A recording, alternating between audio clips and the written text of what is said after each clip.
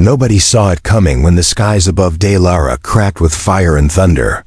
The Empire of Zathari had ruled unchallenged for over 500 cycles, and yet their capital city was now under attack. Ships that shimmered like shadows and burned like suns poured from a wormhole, tearing through space. The royal guards were the first to fall. Their silver blades flashed for seconds before they were swallowed by the enemy's strange weapons. Panic spread like poison through the streets.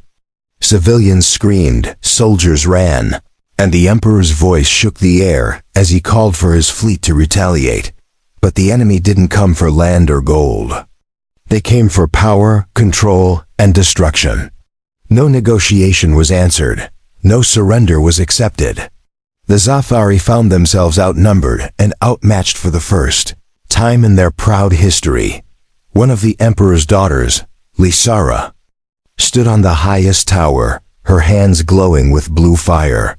She was known for her battle magic, able to bend storms to her will.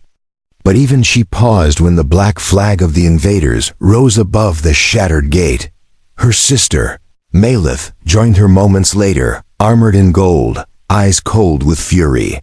Malith had led armies into 10 wars, but nothing had prepared her for this.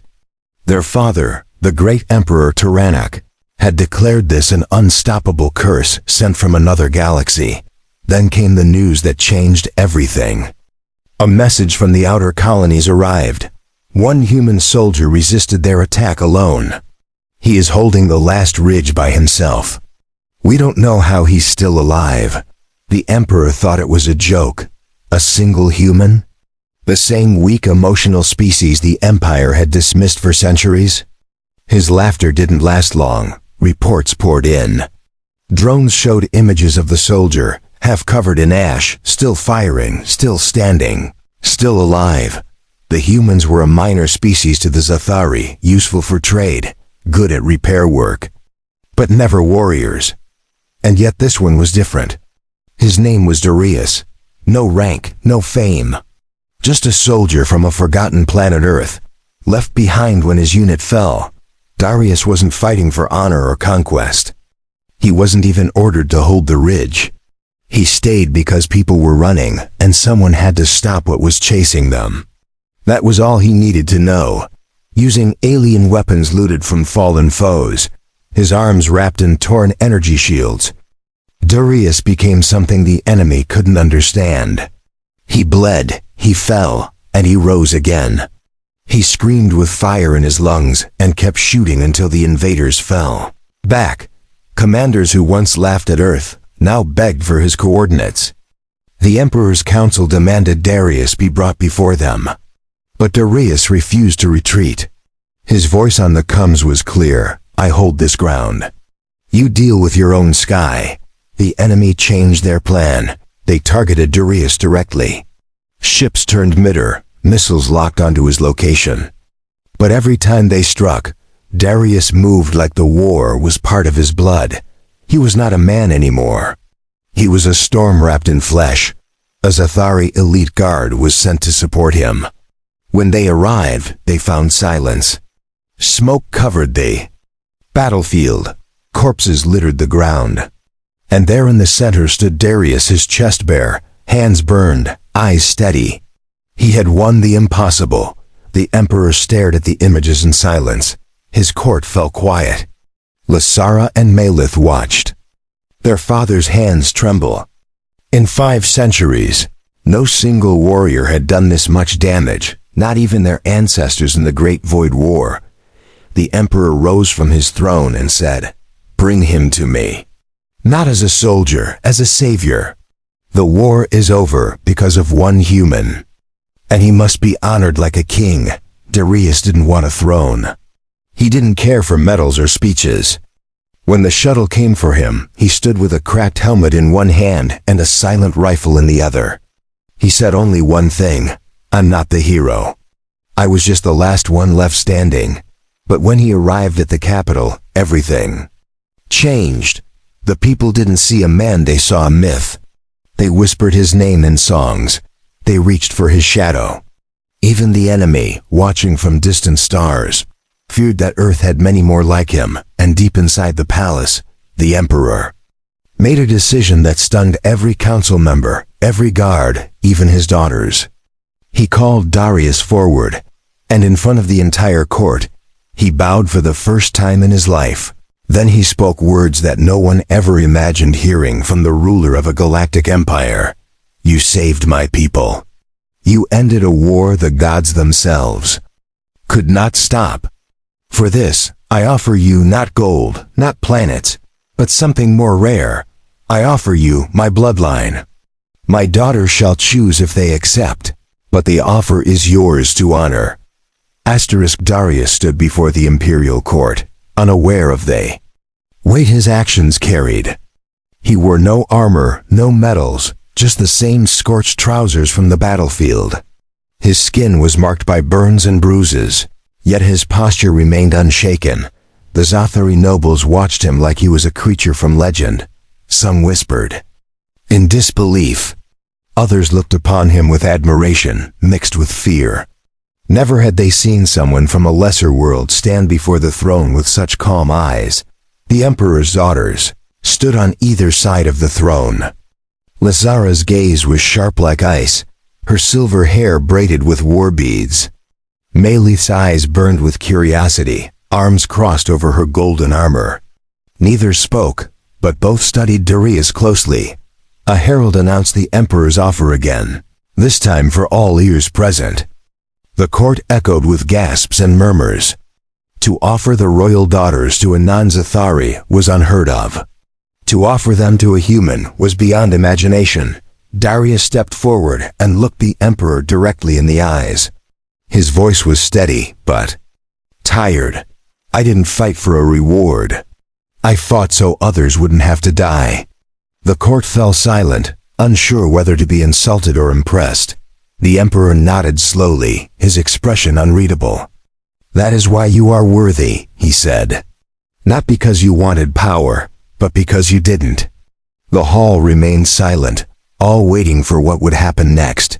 Lysara stepped down from the dais. She approached Darius slowly, each step echoing against the marble floor. Her aura was cold and commanding, but her voice was gentle. "You interest me, human. Tell me, do you fear us?" Darius looked up at her without blinking. "No, I only fear what happens when no one stands up against evil." Her eyes flickered for a moment, then she gave a small nod. Behind her, Melith smiled faintly. That smile wasn't warm. It was a challenge. Melith stepped down next, her armor gleaming under the hall's light. "Then you'll have to prove yourself again," she said. "Not with weapons, but with truth. Let us see who you really are." For the next week, Darius remained in the royal palace. He wasn't treated as a guest or a prisoner. He was tested, questioned by scholars, trained with generals, debated by priests. The Empire wanted to know who this human truly was. At night, he sat alone by the palace fountains, thinking about his fallen squad. He remembered their names, their laughter, their last words. He didn't cry, he didn't sleep much, but he never forgot why he was still breathing. Lysara often watched him from a distance. She didn't speak much, but she observed. She saw how he repaired a broken drone without being asked, how he helped a young servant girl lift a crate without hesitation. Small things that revealed his heart. Melith was different. She challenged him openly, sparred with him in the training yard, asked him questions that were traps. Would you burn a village to save a planet? Would you betray your king to save a friend? He answered honestly always. The Emperor observed all of this quietly. He had made the offer, but the choice would not be his alone. His daughters had the final word. If they refused, the offer would end. But neither of them had refused yet. Darius did not try to impress them. He did not flatter or plead. He was simply himself. And in a palace of masks and secrets, that made him stand out more than any robe or title ever could. One evening, after another day of trials, Lysara finally spoke to him alone. Her voice was quiet, almost hesitant. "Do you wish to stay here?" "Forever?" she asked. Darius thought for a moment and shook his head. "I don't know. I just want peace," he said. "For your people, for mine. For everyone who can't fight back." She stared at him in silence, then slowly turned and walked away without another word. That night Milith approached him with a drink in hand. "You're not like other humans," she said. "You act like everything is your fault." Darius accepted the drink and looked at the stars. "Because I survived, and they didn't." The following day, the court gathered again. The emperor stood before his people and gestured to his daughters. "The time has come," he said, "to honor our promise, to choose what is just." Lysara and Malith stepped forward, side by side. They looked at Darius, then at their father, then at each other. The room was silent as their decision began to form. They both raised their hands in agreement. Shocking. The court, the nobles gasped. The guards looked confused. But the emperor smiled quietly. "Then it is done," he said. "Let the galaxy know what loyalty truly looks like." Darius did not cheer. He did not boast. He only bowed respectfully, knowing that what began as war had somehow turned into something far more complex and dangerous than he ever imagined. The news spread across the galaxy like wildfire. Some laughed. Some panicked. Others celebrated. A human being chosen by the Emperor's daughters was something the galaxy wasn't ready to accept. On Earth, the news reached military command centers and civilian screens alike. Darius became a symbol of something greater than war. A reminder that courage wasn't defined by technology or species, but by choice. But not everyone was happy. Hidden deep within the burned worlds, remnants of the invaders were gathering. Leaders of the fallen fleet whispered of revenge. They called Darius a thief, a traitor to his kind, a symbol that must be erased. Inside the palace, Darius continued to walk the halls as if nothing had changed. The guards respected him, the staff admired him. And yet he never grew comfortable in the golden halls or soft beds. Malith trained with him daily. Her attacks were sharper now, more precise. She pushed him harder, trying to find weakness. But she wasn't just testing his body. She was testing his mind. "Would you choose us if we were not royal?" she asked during one session. Darius didn't pause. "I didn't choose you because of your crowns. I chose to stay because you didn't walk away when I needed you." Her blade stopped inches from his neck. She stared into his eyes and smiled, not with arrogance, but with respect. Then she lowered her weapon and walked away without another word. Lysara didn't fight him physically. Her challenges were through silence. She watched him from balconies, listened when he thought no one heard. She understood that words weren't always the truth, but silence sometimes was. She approached him during the dawn, where the palace gardens glowed under a blue sun. "Would you leave if we asked you to?" she asked. He looked at her and replied, without hesitation, "If that's what brings peace, yes. My presence should never be a chain around your will." She nodded slowly, then left the garden with wind in her silver hair and something unspoken in her heart. Behind the grand walls of the capital, political storms began to rise. Some noble families saw Darius as a threat to the bloodline. Others saw him as a weapon to wield against rivals. The emperor received anonymous warnings, whispers of betrayal, assassination, plots to divide the empire from within. But Tyrannic had lived through 5 coups. He knew how to silence a snake before it bit. Still, the pressure grew. Diplomats from other species sent formal complaints. "Why a human?" they asked. "Why not a Zethari hero? Why not one of our own ambassadors?" The emperor gave them no answer, only a stare. One night, the outer defenses lit up with warning. An unidentified vessel was approaching fast. No communication, no signal. The palace went on alert. Darius was the first to grab a weapon. Malith joined him in the corridor. "Old enemies, you think?" she asked. He nodded. "Or someone who didn't like the answer we gave the galaxy." The vessel crashed outside the eastern wall. Flames erupted. Smoke filled the sky. From the wreckage came a single figure in dark armor, carrying a weapon none had seen before. The guards surrounded him, but before they could fire, he held up a device and activated a small field that froze every weapon's trigger. He stepped forward and removed his helmet. It was a human. The court gasped as he was brought inside under tight security. Darius looked at him in disbelief. The man was older, with scars across his face and a calmness that felt unnatural.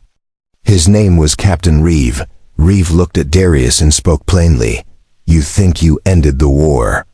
You didn't. You just paused it. And your name has now painted a target on Earth."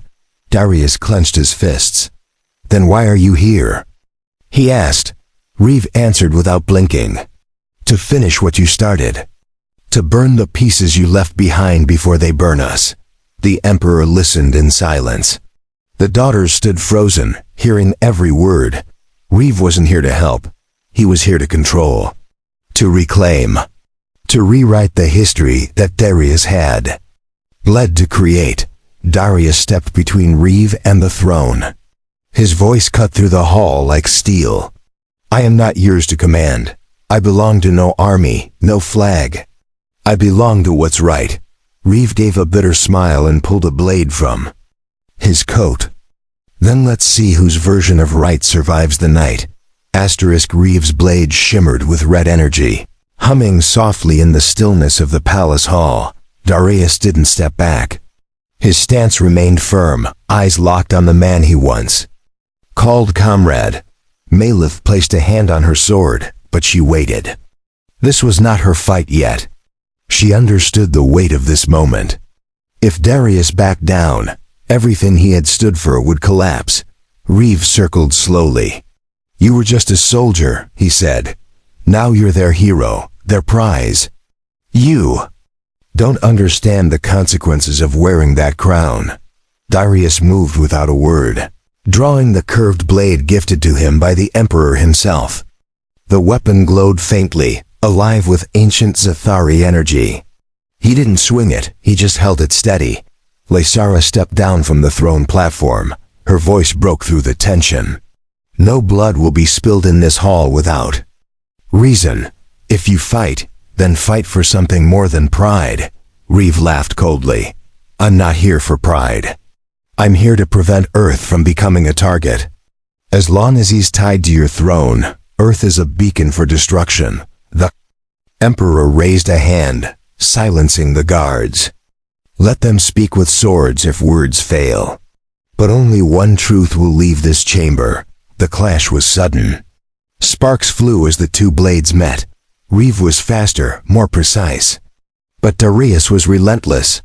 His strikes carried weight, built from suffering and sacrifice. They moved across the room like dancers in a deadly rhythm. Columns cracked. Statues shook. Guards stepped back. Nobles held their breath. This was not just a duel. It was judgment made flesh. Reeve struck high, then swept low, nearly cutting Darius's leg. Darius responded with a shoulder block, knocking Reeve backward into the wall. Dust rained down, but Reeve was on his feet again in seconds. "You learned well," Reeve said through clenched teeth. "But you're still soft. You care too much. That makes you weak." Darius shook his head. "Caring didn't make me weak. It made me stay behind. It made me fight when others ran. That's why I'm still alive." The words hit harder then. "The blade." Reeve hesitated for a blink, then roared and charged. Darius ducked the first strike, parried the second, and brought his own sword crashing down across Reeve's gauntlet. The blade cut clean. Sparks exploded. Reeve dropped his weapon, clutching his arm. Blood seeped through his armor. Darius pointed his sword to Reeve's throat and waited. "Do it," Reeve hissed. "Kill me and finish this lie." But Darius lowered his blade. "I don't need to prove anything to you. My truth doesn't need your permission to exist. The Emperor stood slowly, voice echoing like thunder. This battle is over. Let all who watched remember, mercy can be stronger than wrath. Reeve was taken away, not as a prisoner, but as a man who had lost his purpose. Darius watched him go without hatred. He knew what it felt like to be broken inside. That night, the palace was quiet. No celebration followed, no songs, just silence and starlight. Darius stood alone in the garden, his sword resting against the stone bench beside him. Malith joined him, her arms crossed and face unreadable. You could have killed him, she said, but you didn't. Why? Because I still saw the man he used to be, Darius answered. Even enemies carry pieces of who they were. I won't be the one to erase that. Lysara came later, walking barefoot through the soft grass. Your way of thinking is strange to us, she admitted. But it feels right. The next day, a council of neighboring systems arrived. They came to question Darius's place in the Empire, to challenge the Emperor's decision, to reject the idea of a human within their royal line. One by one, they voiced doubts, called him an outsider, a risk, a symbol of human chaos. But the Emperor listened with calm eyes and waited until the room fell quiet. Then he stood and asked one question. Which of you stood between death and my people when the stars fell? None answered. Darius stood beside him without speaking. He didn't need to say a word. His scars said everything. His silence echoed louder than any speech ever could. The daughters walked forward, standing on either side of him. Their gesture made the room tremble. For the first time, tradition bowed to truth. The council was silenced. They left with nothing but bitter looks and quiet thoughts. Outside the hall, the people cheered not for a war hero, but for a man who chose peace, when revenge was easier. Peace held for several weeks after the council left the capital. The people returned to their routines. Merchants opened their stalls again. Children played under the glowing towers of the city. But something in the air still felt unsettled. Darius began to notice shadows where light should have been. Eyes watching him from rooftops. Messages that disappeared before he could read them. It wasn't the court or the people. It was something darker. Malith noticed it too. She called it the silence before a second war. Real danger doesn't always scream, she told him during training. Sometimes it waits and watches until your guard lowers. Lysara spent hours in the libraries, searching through old records, patterns of rebellion, signs of hidden fleets. Her eyes burned with worry, but she never let it stop her work. One night, Darius was called to the Emperor's private chambers. The guards at the door were nervous. Inside, the Emperor sat alone, staring at an old hologram of the galaxy before the war. I fear we have made enemies of old allies, Tyrannic said. They smile in daylight, but in darkness they sharpen their blades. Darius stood in silence, letting the words settle. Then he asked, what do you want me to do? The Emperor turned toward him, his voice lower than before. Find out who they are. Find out before they move. Because the next strike will not come with ships or missiles. It will come from inside these walls. Darius left the room with a plan already forming. He knew how to move quietly, how to blend in. He had done it before in ruined cities and burning jungles. Over the next few days, he slipped into places where nobles never stepped. The worker districts, the forgotten alleys. He listened without speaking. He watched how people reacted when his name was mentioned. He found whispers of an old faction, the Scorchborn. Once loyal to the Empire, they had vanished after the war. Now they had returned, angry and hidden, with new masters and old wounds. Their leader was said to be one of the Emperor's own generals. A man named Valor, thought to be dead. Betrayed during the last campaign. But betrayal had turned him into something worse than a ghost. Malith gathered intelligence from her old war contacts. Some had heard of Valor, others refused to speak his name. All agreed on one thing: he was gathering soldiers in the ruins of the Outer Belt. Lysara intercepted strange signals in the palace's old comm systems, codes that didn't match any known encryption. And every message ended with the same phrase: "Restore the flame."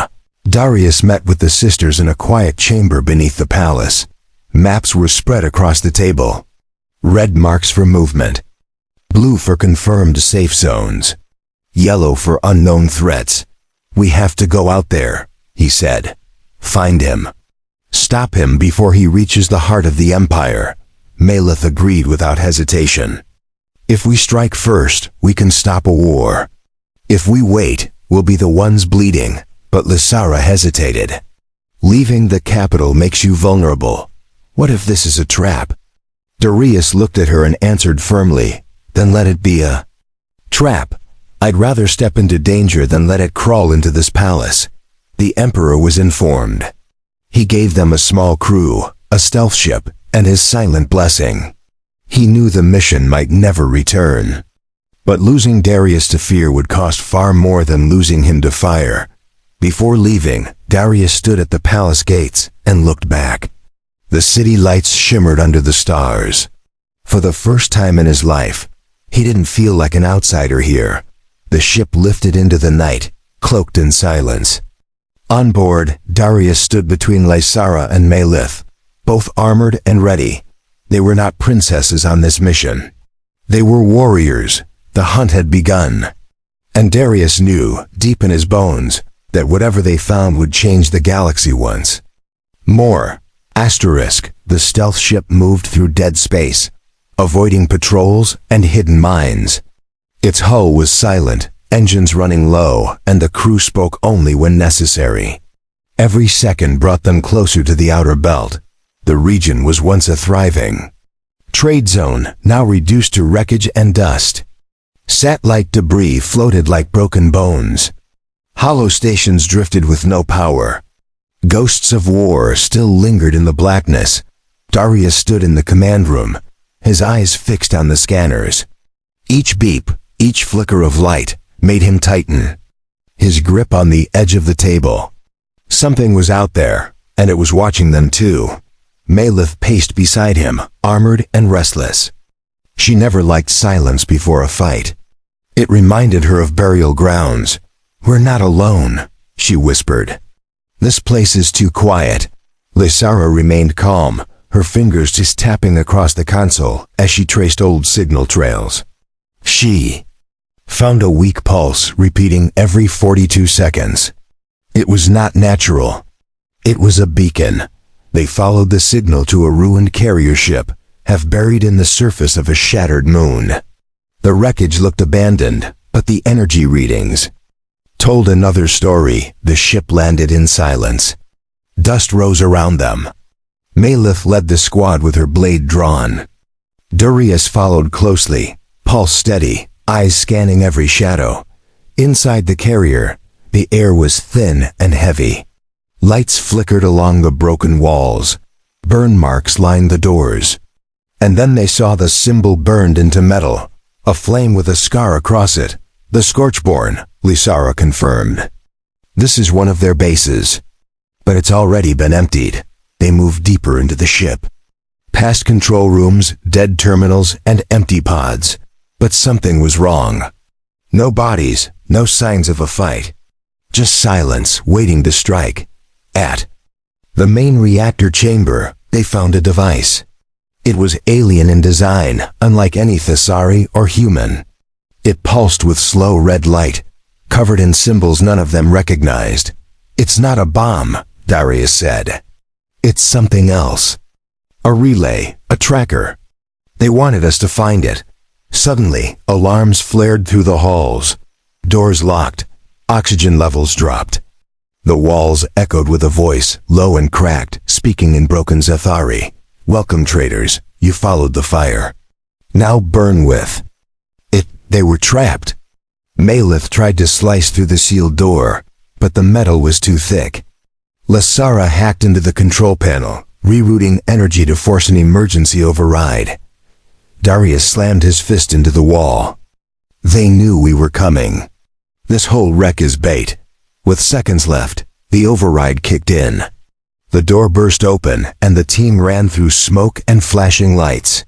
The device behind them activated, sending a pulse across space. Outside, the stealth ship picked up the signal. It was not a message, it was a map.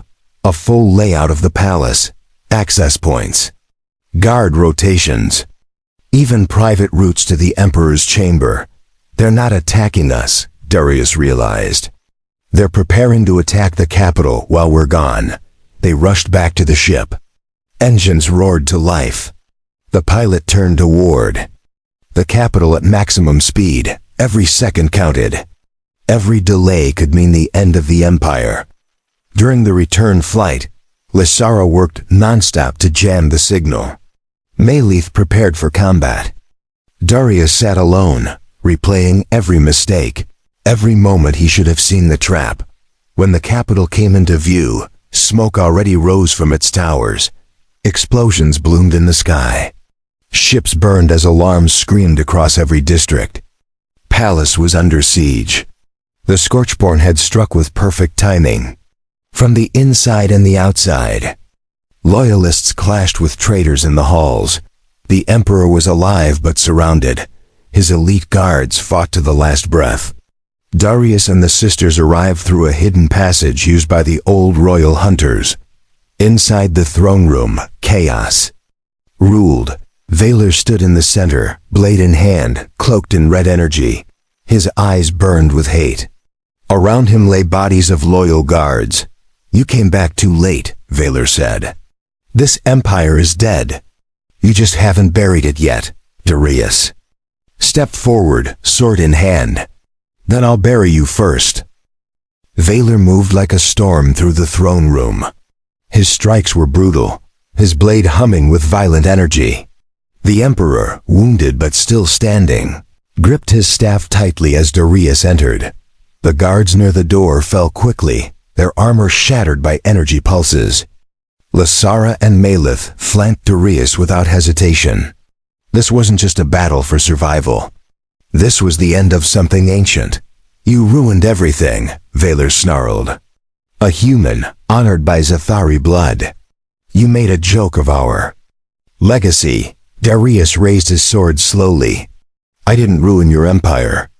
I saved what you tried to destroy. You just couldn't accept that it was someone like me." Malith leapt forward first, her golden armor flashing in the broken light.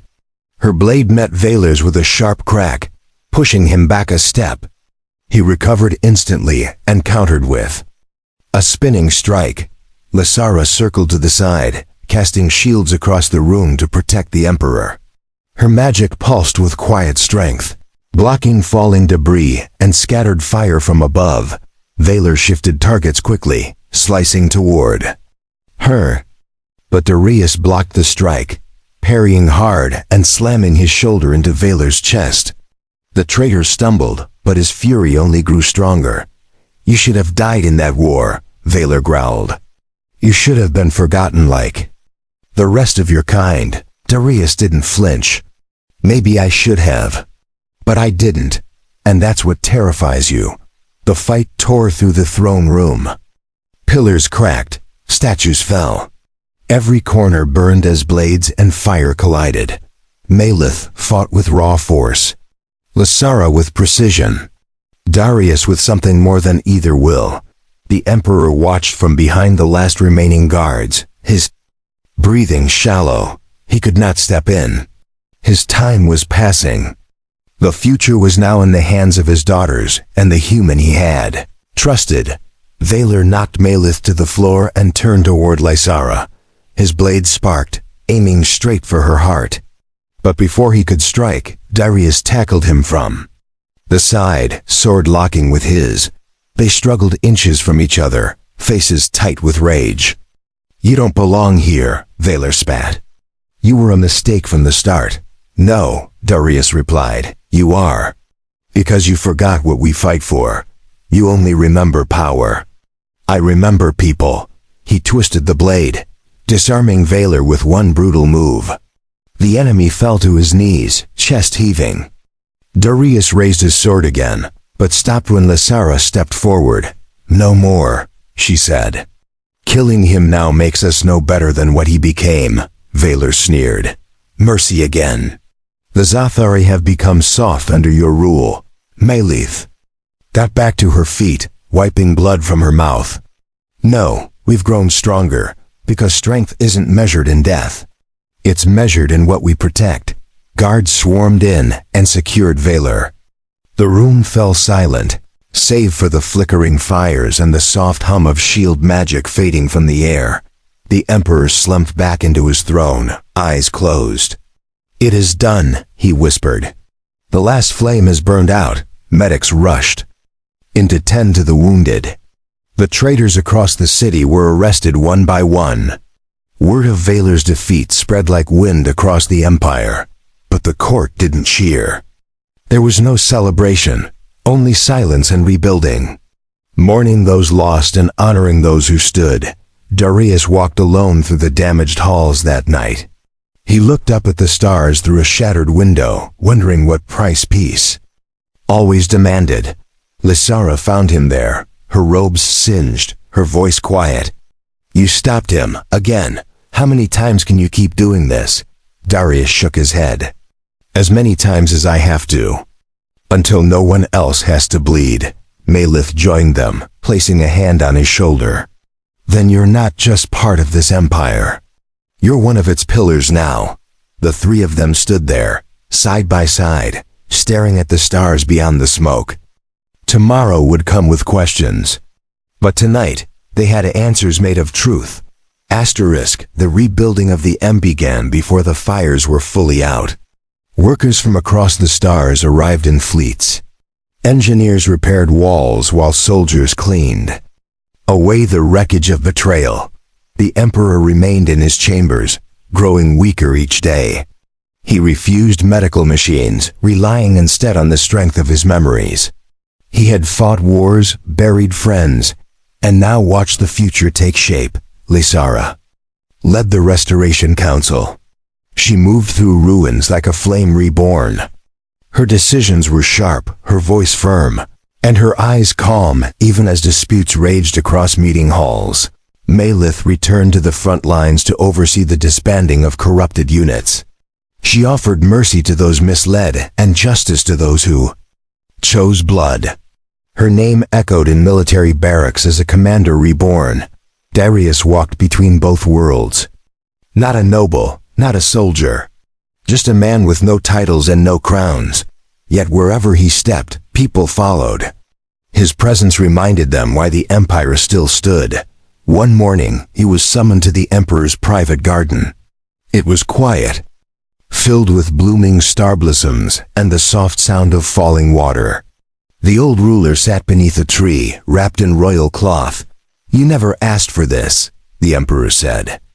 "And yet you've carried it better than those who trained for it since birth." Darius knelt before him, but the Emperor raised a hand. "No kneeling, not from you. You knelt enough in battle. Rise as an equal." They spoke for hours. About peace, about legacy, about the cost of truth.